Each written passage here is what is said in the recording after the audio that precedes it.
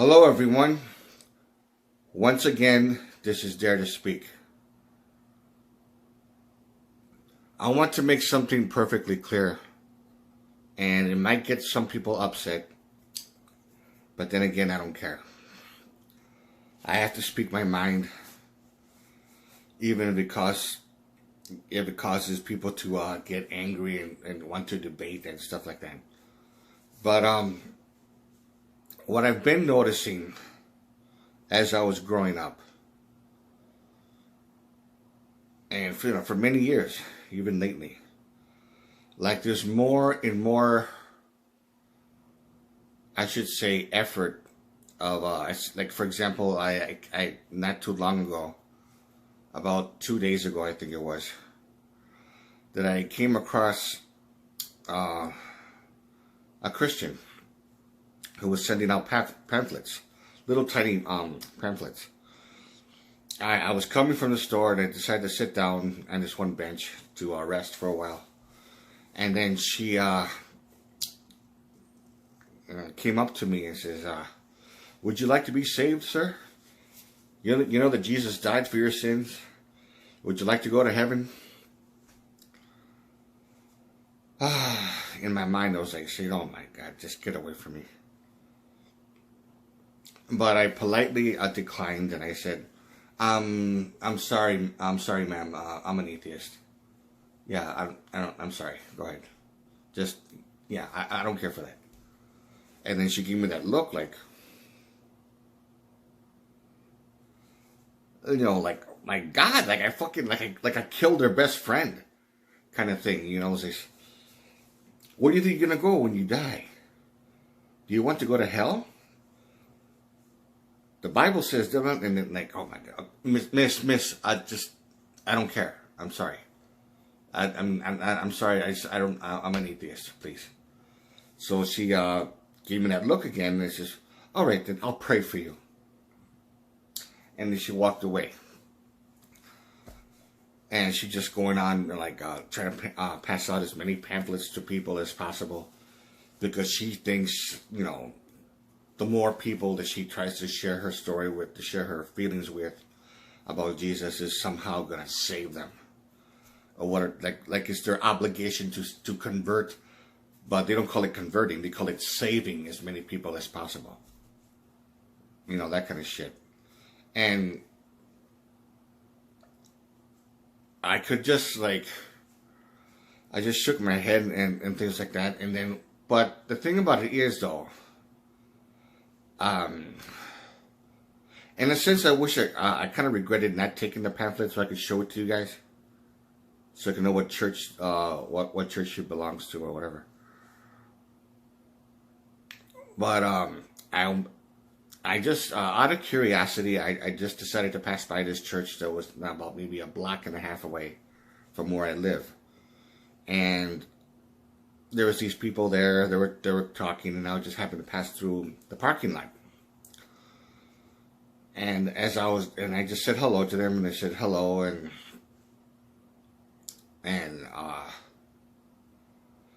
they were saying something about how they don't celebrate Halloween because it has to do with Satan, and it says my kids doesn't dress up in scary costumes, favoring the devil and this and that, and I was like, oh my God. So I passed. So even though I said hi to them, that was the conversation they were having, and then I just decided to stop and turn and because the church is beautiful, the hallway, the way the whole setup is a very beautiful, the way it's constructed. But the thing is, I was talking to them, and then I was talking to the pastor, and he was saying the subject changed to how many according to them, how benevolent, how godly they are by helping the homeless, which is laughable because there was a bunch of them around, and they were saying that yes, we even managed to save a few. I mean, what do you mean save a few? And then as they explained, I'm going to tell you this right now. This is what I noticed. I noticed this more than once. Christians do not give a shit about the poor. They don't give a shit about homeless people. They don't care about them. They're just as prejudiced as any ignorant person who thinks that they're all lazy and just don't want to work, and they choose to be that way, which is not true. And how do I know for sure? Because of the fact that I actually talked to a man who used to be homeless, but he was only homeless for 6 months. He was poor. He was one of the working class poor, and he became homeless. He got kicked out of his apartment and this and that. He had no place to live. He had no friends, no relatives, and stuff like that. So he basically lived on the streets. But he was only homeless for 6 months, and then he would hang out at a particular restaurant, and what he would actually go as far as to do odd jobs for people to get money in order to get food to buy food for himself, to buy some basic stuff. He went to a homeless shelter. He went to a homeless shelter for a while. He told me how it was over there and things like that. And I talked to him many times before. And then he finally found a job working at a convenience store or whatever. And then he didn't last there too long because he switched to another job working at the airport, some kind of company. And he says, how come you quit this job for this one? Because it offers more money. It pays more, and the benefits are better. I mean, this program, they found out that I was working and I was making an effort, they actually found me a house, like a little small apartment for me to live in. Everything was all paid for the first couple of months, and then after that, I'm responsible for paying, the rest of it from now if I want to continue to live there. So I thought that was cool. I was happy for him. And then, in the middle of the conversation, I asked him, why, I mean, you've been to the homeless shelter, and you've been around homeless people because you were like that for 6 months. What's the main number one reason why they're homeless? Because I've been hearing so many people, and I've been seeing more people, begging for money, panhandling and stuff like that. And he said it's because of drugs. They didn't decide to take drugs. It's just they have a drug problem. They come from dysfunctional families. They did work, or their upbringing was very bad. There's, like you said, about half of the homeless people in the area are usually teenagers, like 17, from age 17 to 21. There was people that just didn't get along with their parents because they come from a dysfunctional family, and they were kicked out, and or some of them would steal money from their parents because of a drug problem. And she said the most common drug that they use is either heroin or crack. Heroin mostly in the area from where I live, or people doing other kind of stuff like that. And there's drug addicts. Now, he says it's not necessarily their fault. They didn't just choose to get high and throw their lives away. It's not because of that. It's because a lot of them have a predisposition to get into it, to get hooked on it. Some of them are also alcoholics. They have an alcohol problem. and they lost their jobs because of it, and they got kicked out of their apartment. They couldn't pay their rent, and their friends and family didn't want anything to do with them because they would get drunk and act stupid, and to the point they ended up homeless. But he says that what he noticed also about them is they're not psychologically all up there. That's what he noticed. From years of abuse, from their dysfunctional parents, verbal abuse, physical abuse, all of them had a background of some kind of abuse. And some of them came from families that they were on like either welfare or some kind of thing like that. And they actually have parents that were just pretty much deadbeats. They were just lowlifes. And of course, what do you think is going to happen to their kids? What's their value when they grow up and stuff like that? But anyways, he said that's the main problem with them is because of drugs, and they just have a severe problem. It's not necessarily their fault. It's not because they're just lazy and just decided not to work. Because that doesn't make sense. Who in the fuck wants to just decide to be lazy and not work and end up homeless and start panhandling? It doesn't make sense. Now, a lot of the homeless people that I came across, I even one time when I bought a 12-pack of 7-Up, and I bought something else, some kind of snacks and stuff like that. I walked past this one homeless person, and I just said, "Hey, excuse me," because he was by the sidewalk with a cardboard says, "I'm homeless. Can you help me out?" and that kind of thing. So I offered that person a soda. Do you care for one? Sure, thank you. And so I just opened it up and took out a can of 7-Up. Here you go. Oh, and I got to this. Those little those sandwiches where you get from the gas station. You know, like those hoagies or that kind of thing. I gave him that and stuff like that. He says, "Oh, thank you. God bless you, man. Thank you. I appreciate it." And then I just walked away. Now, the thing about it is, I noticed from the sound of that person's voice, you could just tell, and just about with everybody else, they all have some sort of psychological problem.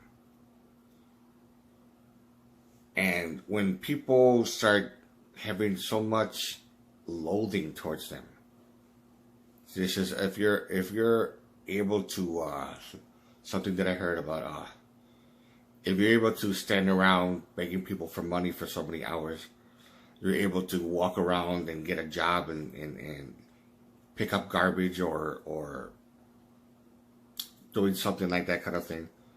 It's like they have no excuse not to work. Well, first of all, there's many factors you have to bear in mind.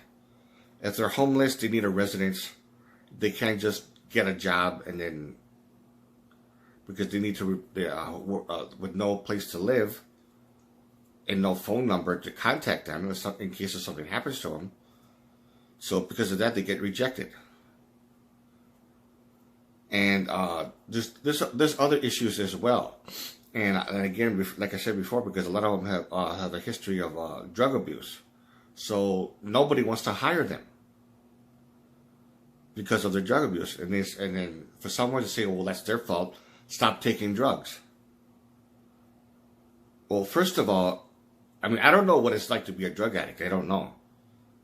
But unless you know what it's like to be a drug addict, the hell that person goes through to know that it's a serious problem, you wouldn't be saying that. Same thing with alcohol. I was never an alcoholic, but to think that it's that simple, just to say stop doing that kind of thing, and it's very is very idiotic. And then for someone to even go as far, it's like saying to a fat person who's very severely obese, Well, this is your fault. Stop eating McDonald's. Stop eating this. Stop eating that. Putting the blame on food when there's so many other factors. There's genetics. There's thyroid problems. There's so many issues. And people will just boldly and arrogantly just say that. Pardon me. Now, when it comes to Christians, now the ones that I have a lot of respect for, and I said this before and I'll say it again, the ones that I have respect for are the ones that are liberal Christians, because they focus on community improvement, they focus on civil rights of all sorts of issues, whatever what it's about, fundraising to help the working class poor to live in better houses, better conditions, donations and stuff like that. And they don't really bother that much into preaching and, saying, whatever quotes from the Bible and this and that. And it's all pray, hold hands and pray. And whatever. Liberal Christians don't really do that. They'll talk about God and they'll say things a little bit here and there. But they're mostly are into helping the community. That's what I really like about them, because they're not after people trying to convert them as much as possible. Now, Christian fundamentalists, on the other hand, they are like the worst of the worst. Now, the Christian fundamentalists, the ones that are that act all high and mighty and try to convert people as much as possible. They say they help the poor, and this would led me to this to the situation about those people in the parking lot. And I said to them, I didn't argue. I just asked a few questions. I says, these people that you helped that were homeless, by any chance, did they become like Christians or it says, yeah, they became more dedicated to God. They accepted Jesus, and then we helped them. Okay. And in my mind, I was saying, if they didn't accept Jesus and they wanted help, would you help them? And the answer is no. They never said no, but basically, they wouldn't help them. And with all the crap that they're saying that we help the poor people, we help the homeless, we help this. Yeah, if they convert to Christianity. No, don't you think that a real Christian who actually cares about people will help them regardless of whether they believe in Jesus or not? Regardless of whether they accept Jesus or not. So they're basically saying, well, we'll help you. We'll help you to find a place to stay. We'll offer you food and shelter. Only if you become one of us. Only if you give your life to Jesus. Only if you do this, do that, all these type of it's like kind of like a protocol almost, if you really think about it. And a lot of them, out of desperation, they say yeah.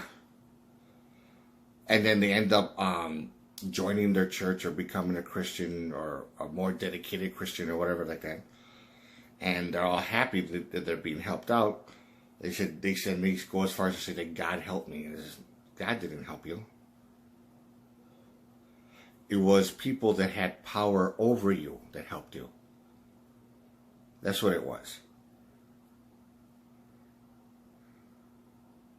If a person's an atheist, if that homeless person was an atheist for whatever the reason, or he used to believe in God or not anymore, they're not going to help him. They're not going to give a shit about him.